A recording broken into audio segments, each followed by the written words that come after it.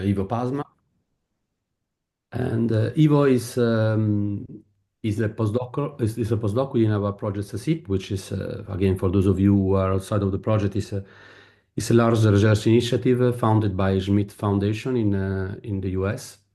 The project encompasses several people and groups across Europe and the United States. The main goal of the project is to develop a new CI's models. And within this project, there are several different axes. One of these is dedicated to development of data simulation and machine learning methods to accompany and improve the model facility as well. This is the working package number 4, which I led, and within which Ivo Pasmans is working since 2021.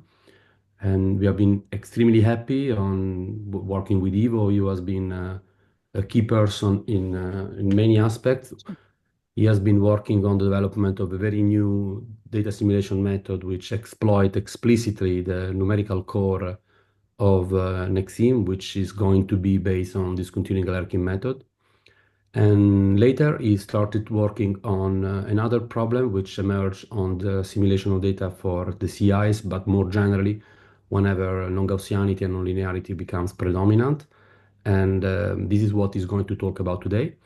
The work leveraged a lot on recent machine learning development, in particular one specific class of machine learning method which goes under the name of autoencoder, or even more specifically variational autoencoder. You will learn more from Ivo presentation. A bit of bio from Ivo. Ivo has a bachelor in mathematics and physics from the University of Utrecht in the Netherlands. And after all, he also got his master in meteorology and climate science at the University of Utrecht as well. Then he has been working for a couple of years, I think 2 years or 3, in a private firm, an engineering private firm, before he decides that he's an innate scientist. So he wanted to came back to the academia, and he left to the United States, University of Oregon, where he has been working in particular in the context of weak constraint variational assimilation for DVAR. And I also remember that he works a bit on the ensemble variational method, but the main goal on the application side was the assimilation of gliders in the Ocean model. And after that, he moved to the NRL, Navy Research Lab, where he continued working on the weak constraint for DVAR, but on the simulation of buoys. And as I say, since 2021, he joined us, and he's based at the University of Reading, which is one of the main hub and in the network of collaborators that we are in SASIP. That's basically all. I leave the stage to you, Ivo, and as usual, don't hesitate to make question on the chat and later on when you finish. Thank you, Alberto.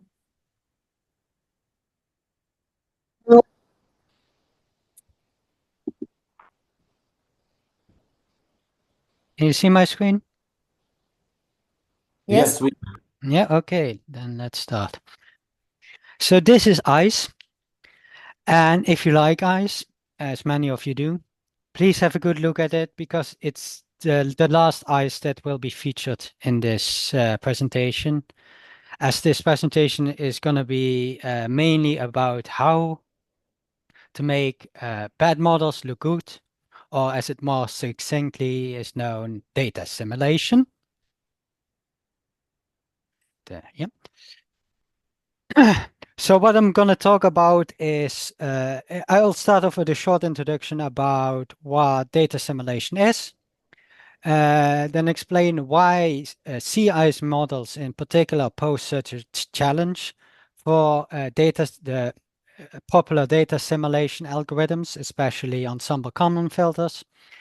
What solutions involving machine learning have been thought of, and how we are contributing to that body of possible machine learning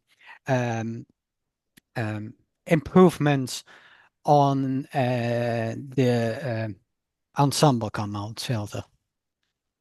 So Okay, the idea behind data assimilation is that you don't know the state of the true state of your system, but that you have some idea of it and you can encode that idea in the form of a probability distribution. So in this case, the state of the system is X, which if you're working with a sea ice model, it would be a vector containing sea ice concentration, sea ice height, sea ice stresses, etc. And we want to know the sea ice state at the end. And this is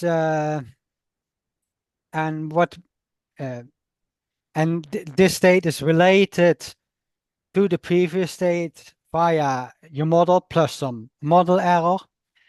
And we also have some observations at the end time in the form of a vector y, and those observations are once again related to the state plus some observational error. And our aim the aim of data assimilation is to estimate what the state could be given observations up to and including the last time step.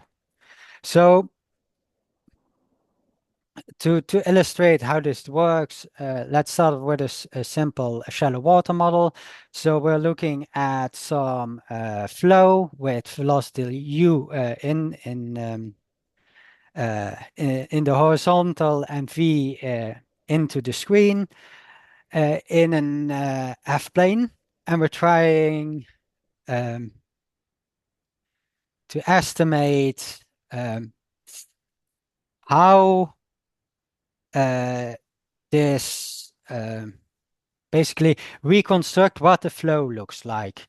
So on the left-hand side, you see H, the sea surface, on the right-hand side, the velocities, and we've got some observations of the surface height.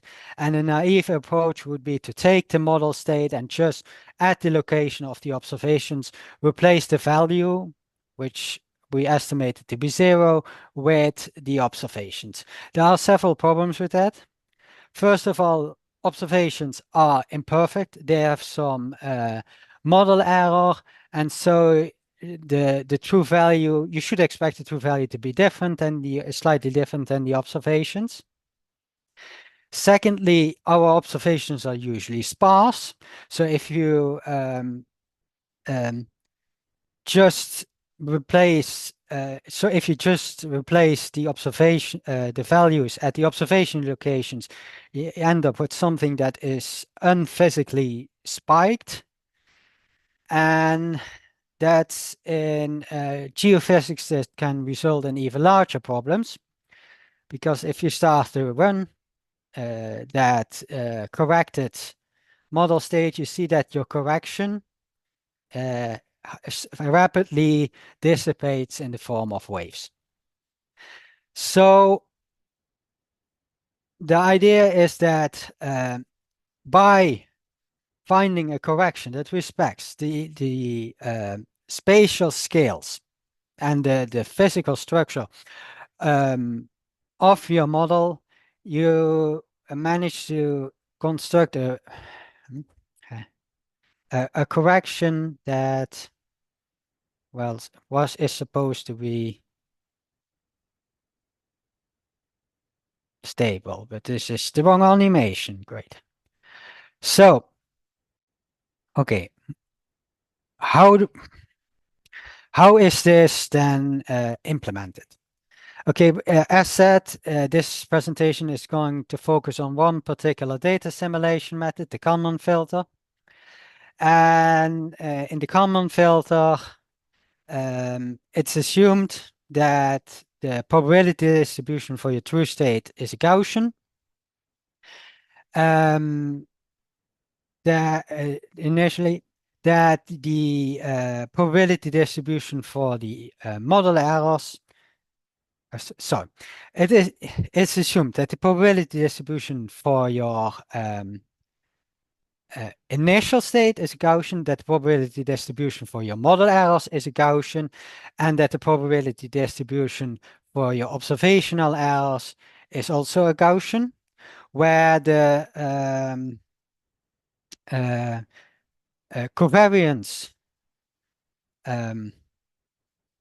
of the model error distribution is referred to as Q, and that of the observational errors as R. And if you make this assumption, and if you also assume that your model is linear, then it can be shown that the probability distribution of your state given all preceding observations is also a Gaussian, and the covariance and the mean of that Gaussian can be related to the covariance of previous states, the covariance of your observational errors are, as well via the observational operator R, which maps a state to predictions for the observations. And this combination of observations operators outlined in red keeps reappearing, and hence is often referred to as the Kalman game. In realistic models, like a CI's model, like the Nexam DG CI's model, the dimension of the model state is so large that it becomes burdensome to store the covariance in memory as well as propagate it forward in time. So what's often done is estimate both the mean and the covariance that appeared in the previous equations for an ensemble of model runs. So basically what you do is you run your ensemble of model runs forward in time. You compare the ensemble mean with the observation. Based on that, a data assimilation correction is calculated for each of the ensemble members that brings the ensemble mean closer to your observation, and then you propagate the ensemble members forward to the next time step, and you repeat. There are, however, some additional problems with this approach. So because of computational constraints, the ensemble will necessarily be somewhat limited. And if you estimate the covariance from a limited ensemble, then there are errors in that estimate that create spurious correlations. So what is shown over here on the left is the true correlation between some points, and then on the right, the ensemble estimate of that correlation as a function of the number of, as a function of the number of ensemble members. And you can see that especially if the correlation is small, then even then with a small ensemble, you can get correlations that are significantly different from zero, and that's definitely visible over here. So on this side, we're looking at the covariance between 2 points. This is the true covariance, and this on the right-hand side is the covariance as estimated from a 60-member ensemble, and clearly visible are all these spurious correlations, especially here where the true covariance is 0 and the sample covariance definitely isn't. Another problem with CI's assimilation is that observations, often from satellites, have errors that are definitely non-Gaussian. So what's shown over here is on the x-axis observations of sea ice taken from a ship. On the y-axis are observations of sea ice concentration taken by satellites. And clearly visible is that the black dots, so those are the satellite observations, don't intersect with the this is the dashed line, so they're not exact, of course, but their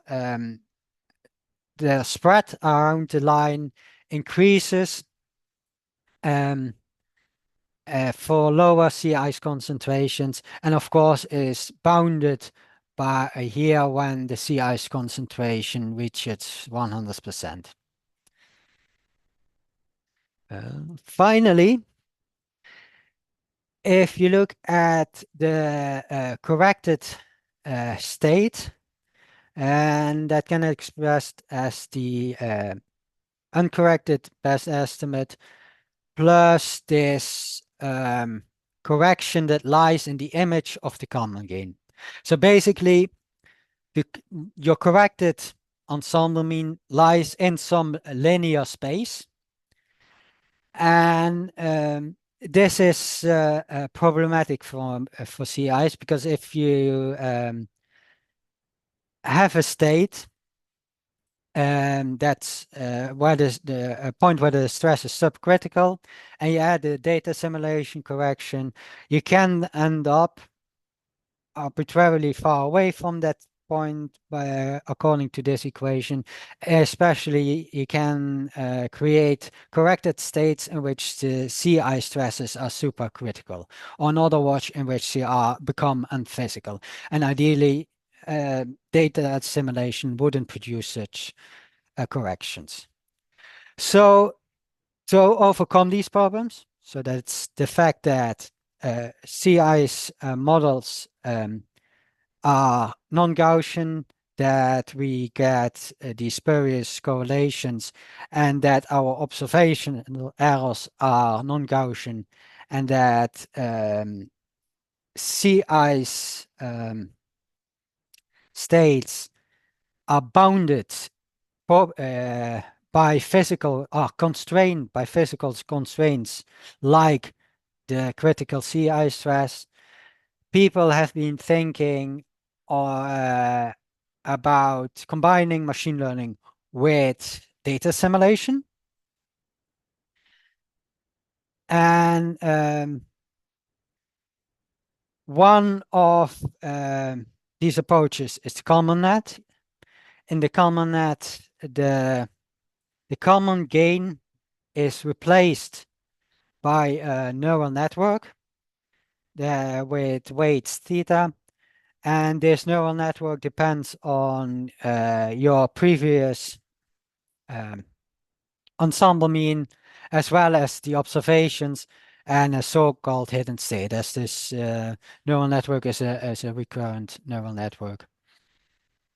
The benefit is that whereas in the original common filter, the covariance of the common gain depends. Oh, let me rephrase. The correction, so that's the common gain times here the difference between your observation and the prediction. In the classical common filter, it depends linearly on the difference, while in this common net, it introduces a nonlinear dependence. Hence, it can deal with some nonlinearity and non-Gaussianity of the errors.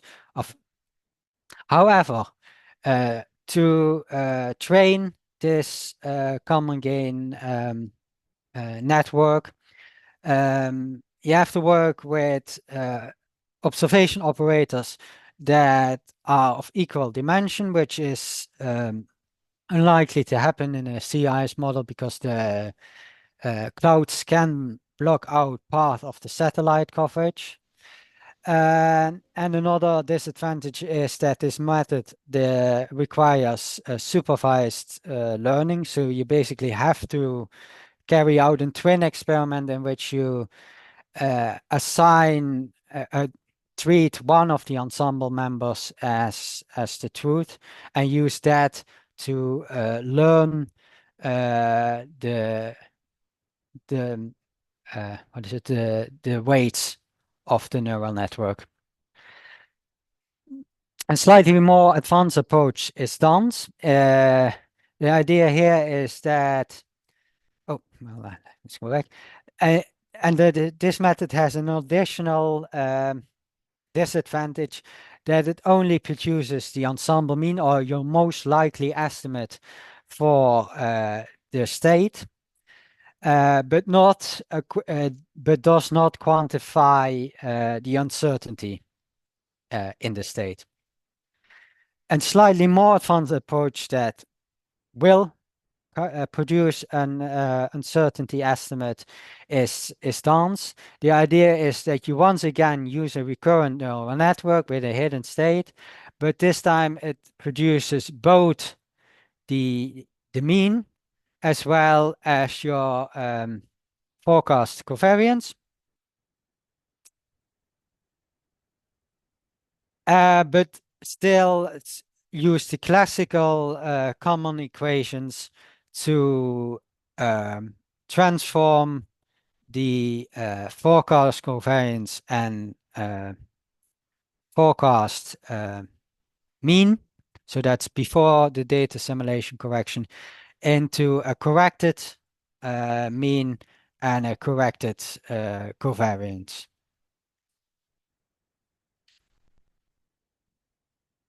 Finally, well, that's the recurrent common network.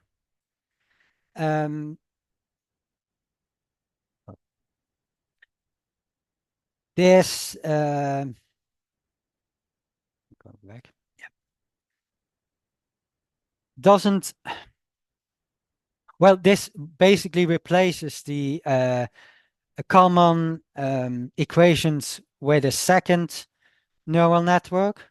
So basically, it takes in the covariance and well, that should be the analysis, covariance and analysis mean from the previous time step and maps that forward in time, and then takes the combines that with the observation to produce a corrected ensemble mean and covariance. A somewhat different approach involving a latent space is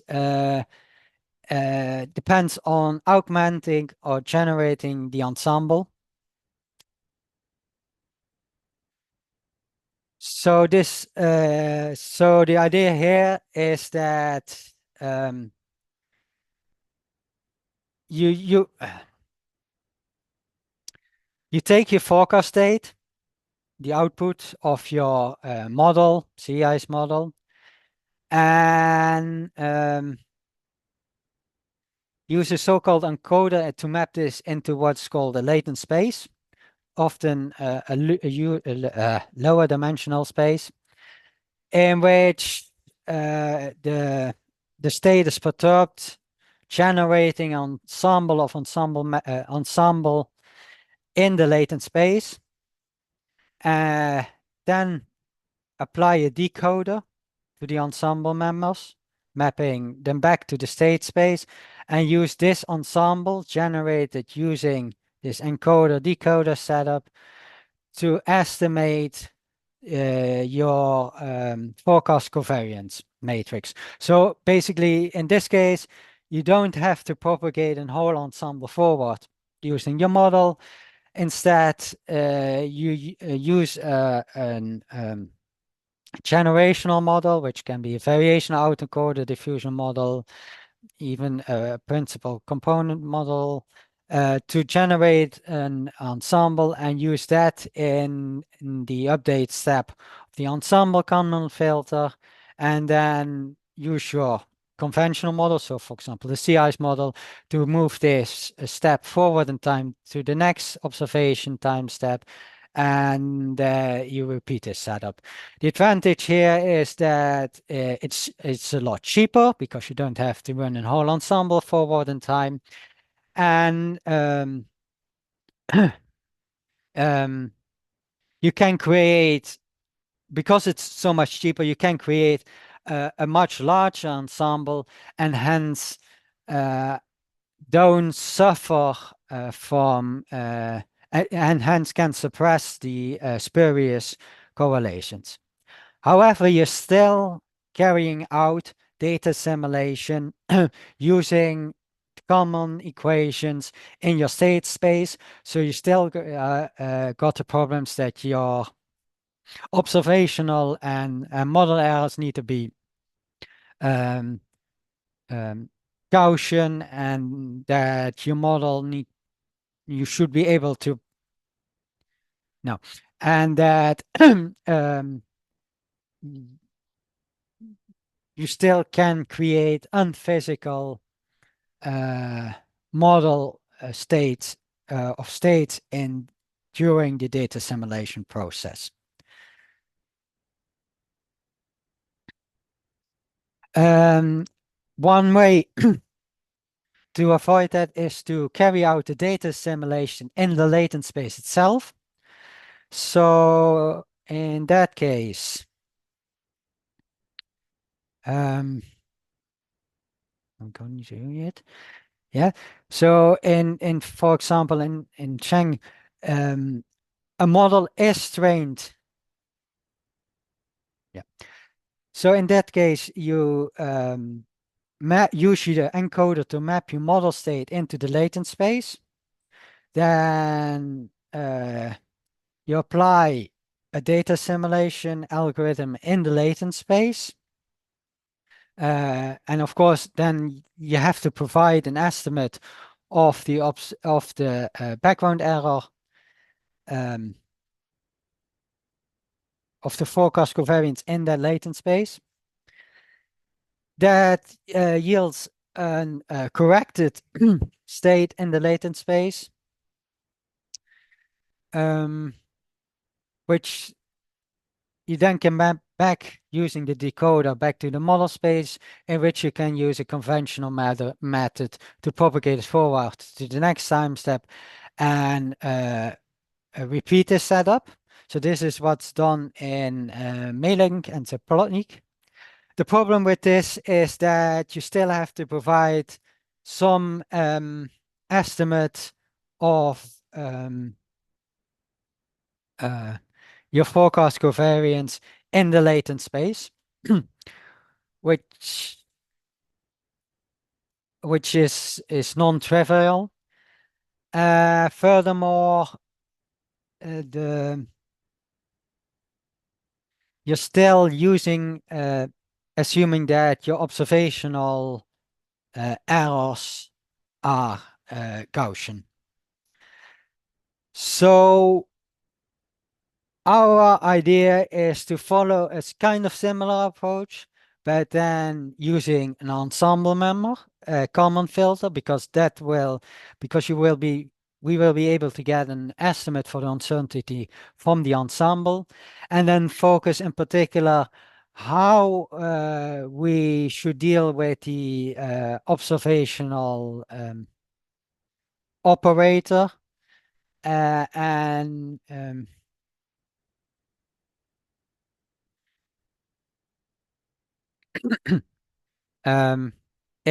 given that the definition of the observational operator on the latent space is non-trivial. Okay, so let's visit the variation autoencoder in more detail. The variation autoencoder basically is a machine learning technique that consists of two parts. This encoder part and a decoder part, and in the variation autoencoder, those are conditional probability functions given here by Q and P, and the idea is to find encoder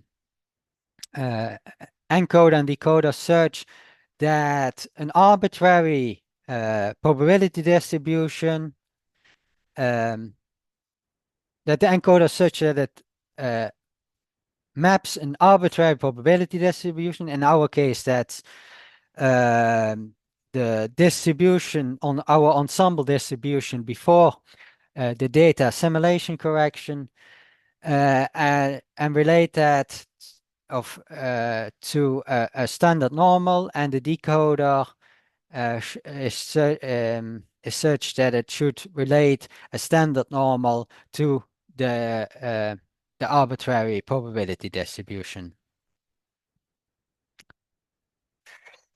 To find the way to achieve that, the variational autoencoder is trained to maximize what is called the estimate lower bound, which is shown over here. And our hope is that because the ensemble distribution in latent space, so after application of the encoder, is a better approximation of the Gaussian, and hence the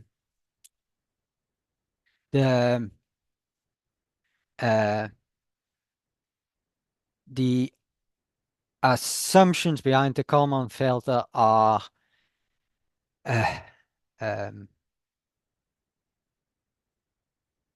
better satisfied.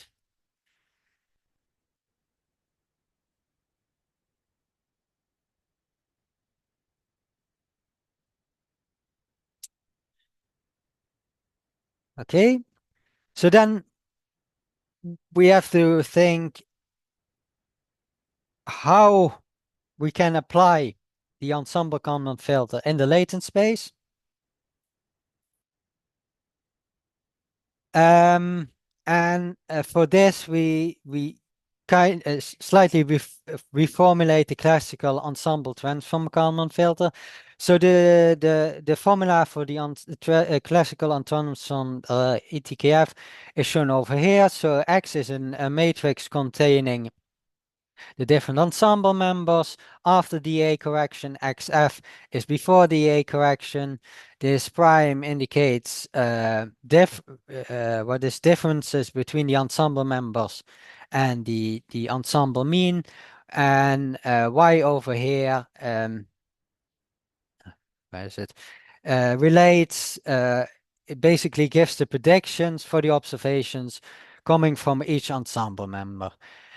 And the essential part is the insight that this inverse that is appearing here can be approximated using the member innovation. So these are the differences between the observation, but where the perturbed observational error minus the predictions for the ensemble members. So and with this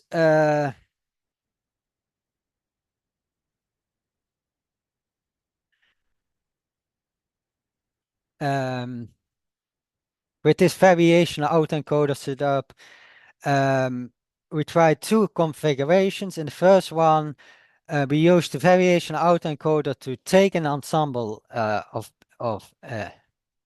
ensemble produced by our model, then feed that into the encoder, sample an ensemble in the latent space, apply the ensemble Kalman filter in the latent space, and then use the decoder to map it back to the state space. And in the second setup, we train a second variational autoencoder on these member innovations, and map those into a second variation latent space, and carry out the ensemble Kalman filter using that, creating a corrected ensemble in the first latent space, and then map that back again to the state space and run the model to the next data assimilation time step. And apart from these two single and double configurations, we used two different approaches to train the variational autoencoder. One is an offline approach called CLIMA, on which the weights of the variational autoencoder are trained on just a very long model run. And one is one in which we update the weights at each data assimilation time step.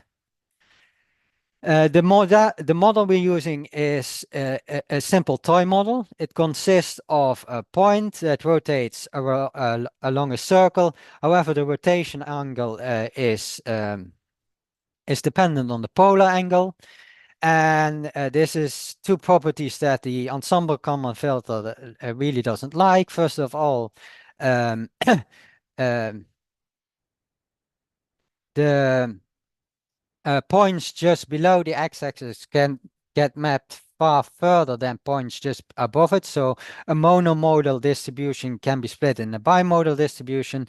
And secondly, because of its convexity, the ensemble mean lies within this circle. So in other words, the ensemble mean is a non-physical state. The variation autoencoder consists of a neural network predicting the conditional probability distributions, which are assumed to be Gaussian, where the diagonal covariance, the mean, and the log of the variance is provided by the output of the neural network. What's shown over here is on the left-hand side the points produced by the decoder if you just sample in standard normal and pull that through the decoder. On the right-hand side is what happens if you take points from a long model run and pull those through the encoder and make a histogram of it. And what you can see is that the probability distribution of those points, shown in black, is somewhat is a crude approximation of Gaussian of the standard normal shown in green. So using this, we carried out 3 experiments. In the first experiment, the radius of the circle around which the point moves stays the same. And we compared the performance of the different configurations using the continuous rank probability distribution, which is basically a measure for the error between the true probability cumulative probability distribution and an estimate from the ensemble.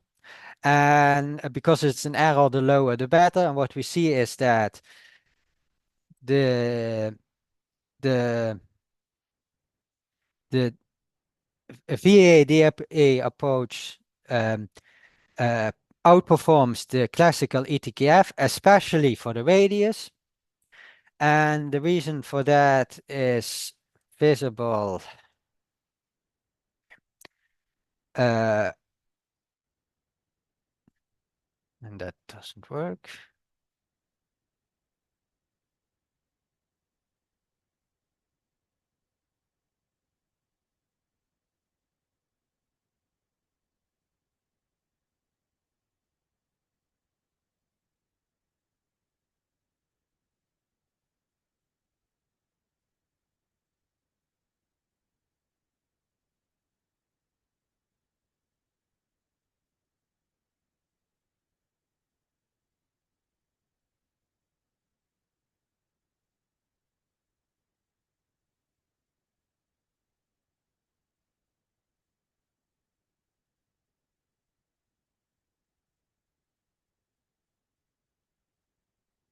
Yeah.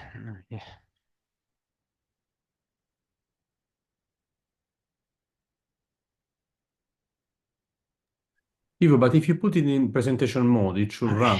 Yeah, but it doesn't It looks to run, be. maybe because it is an online version, I don't know. But when I opened it in the presentation mode this morning, it was working.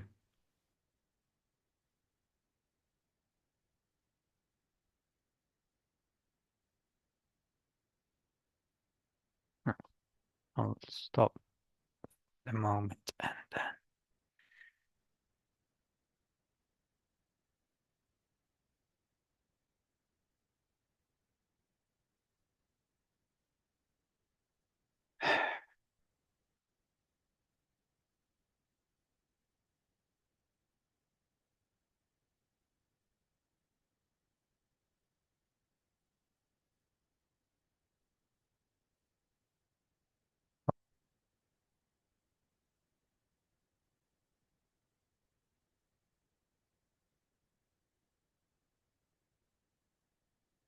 Okay. Okay, so that's not.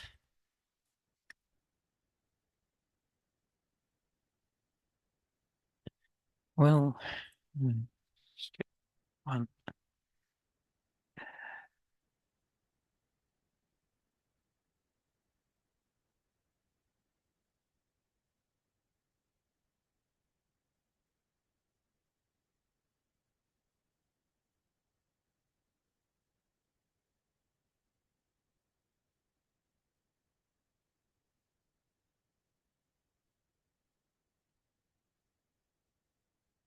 No, so that's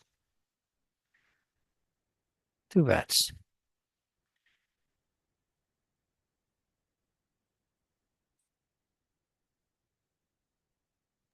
I guess very unfortunate. Maybe you can just Yeah. tell people what this video was. Yeah. I mean, it's Could what it should show is that um so that the points in the ETKF move inwards into the circle because of its convexity. So in the second experiment, the radius of the circle slowly changes, and then guess, yeah, that doesn't work either.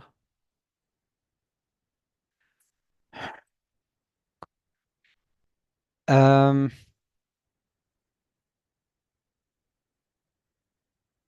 wow.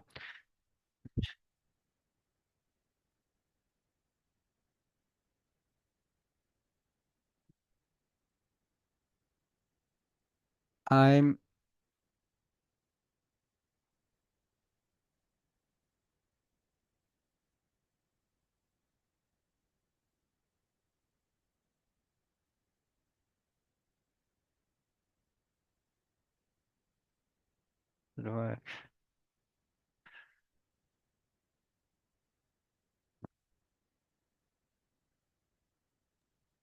are you trying to show the yeah, switch computer, but that doesn't file? work either. So you just have to touch If you me have the there. file, if you have the file of just one of these GIF, then you show it. Otherwise, you keep Yeah.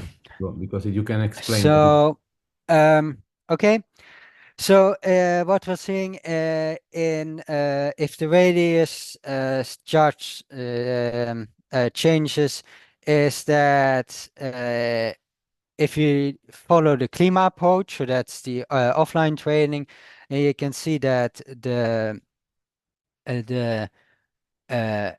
both that the analysis ends up on the unit circle. On other words, the because there's no online training, it doesn't capture the variability of the circle.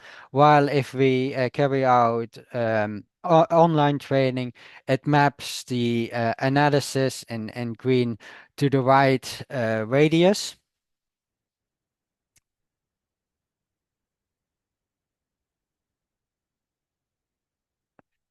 Okay, and that result is also visible in the CRPS.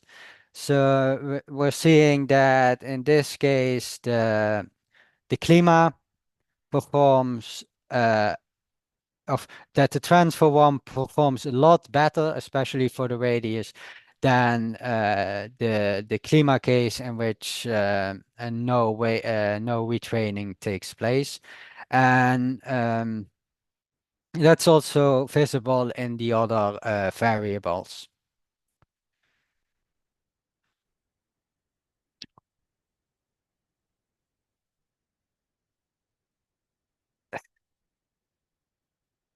Okay. So finally, we looked at the how the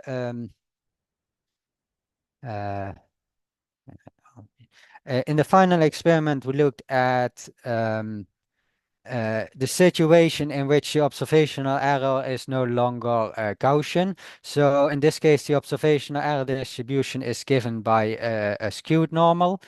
The skewness, this shape Sorry, depends on the. Ivo, excuse me, could you put it in presentation mode? Bigger. No, it doesn't work. Ah, okay. Even with the button on the bottom right? That button there? Yeah, no, a bit more to the left. Left to the volume setting. That one. No. Yeah, Yeah, should be now. Yep. it is. Um. Yeah. Um.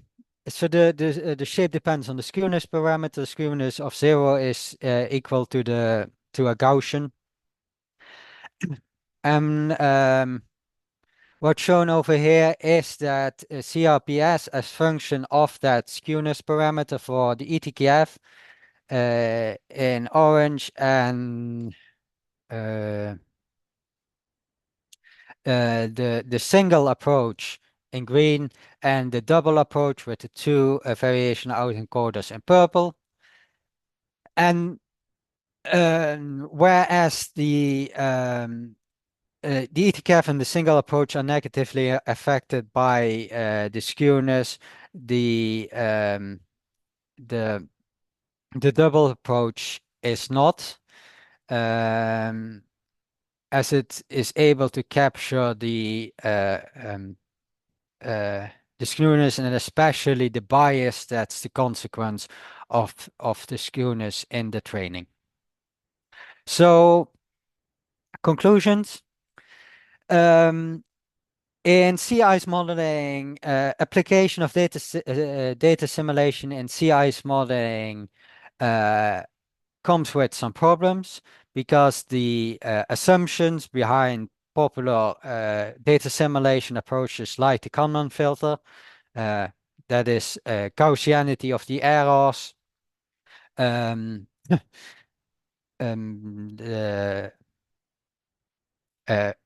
linearity of the model, yeah. And the fact that any correction is also a physical state don't hold in CI's models. Different machine learning, different combinations between machine learning and data simulation have been put forward to deal with that, especially one of those approaches is our new variation autoencoder ETKF approach. And using a very simple toy model, we've shown that this approach has the potential to address some of these problems. It is especially good in ensuring that the corrected states remain physical. So in our case, that meant that they were on the circle. And this is because because the decoder maps them. It learns what maps them to the circle.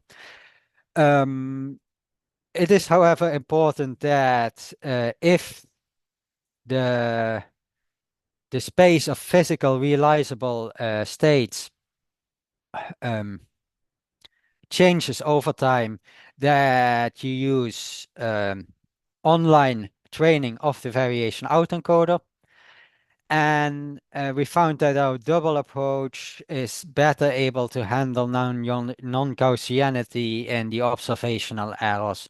Once again, because it trains on the second variation autoencoder, uses realizations of the observational error in its training. So extrapolating that to the Nexim CI's model, we hypothesize that the use of some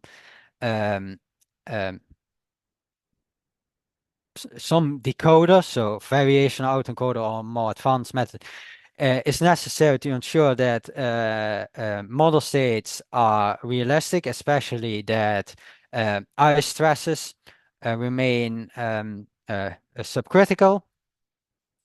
That if you run the Nexim over during different seasons or for longer time periods, it is important to update the weights of the variation autoencoder, and that the double variation autoencoder ETKF approach might help Nexim the data assimilation with Nexim DG, as it is as we know that satellite observations are prone to non-Gaussian observational errors, and we've shown that the double approach is better with handling those.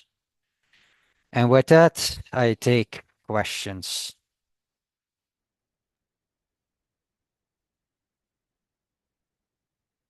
Thank you very much, Ivo.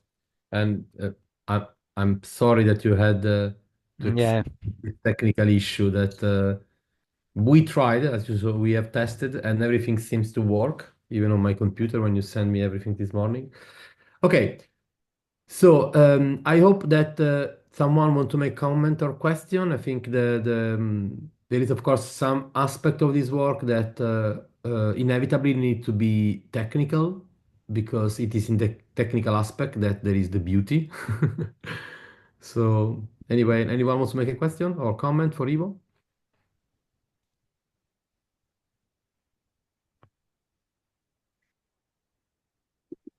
No one?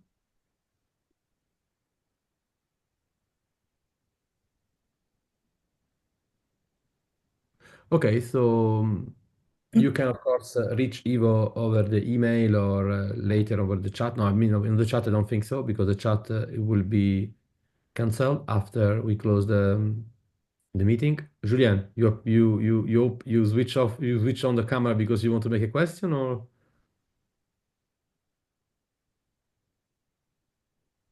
No, I think I would need to dig a bit in the equation before I can ask a question that would be meaningful. The only questions would be left very general. Thanks a lot. Okay, so of course there is a lot of this is a very say fundamental idea, and as Ivo says that we are now wrapping up the result into a manuscript that we will of course circulate, and there is a lot like for the previous work that Ivo did in within SASIP, there is a lot that need to be faced when scaling up.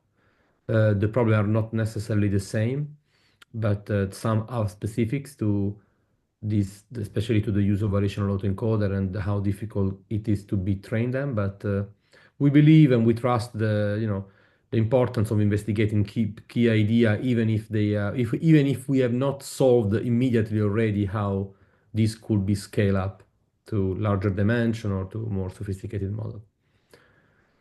Okay, thank you very much, Ivo, again, and thank you everyone for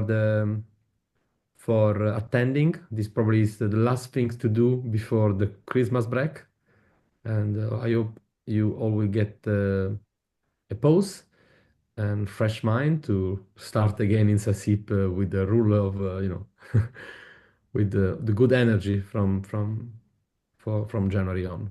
Thanks, Ivo, again. Alberto, sorry, I just would like to add something. This webinar has been recorded and will be available on our YouTube channel, which is called SASIP-climate.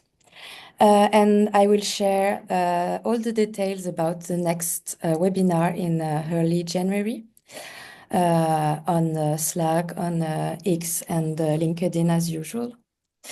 So thank you, everyone. Thank you, Alberto. Thank you, Ivo. And have a great holidays.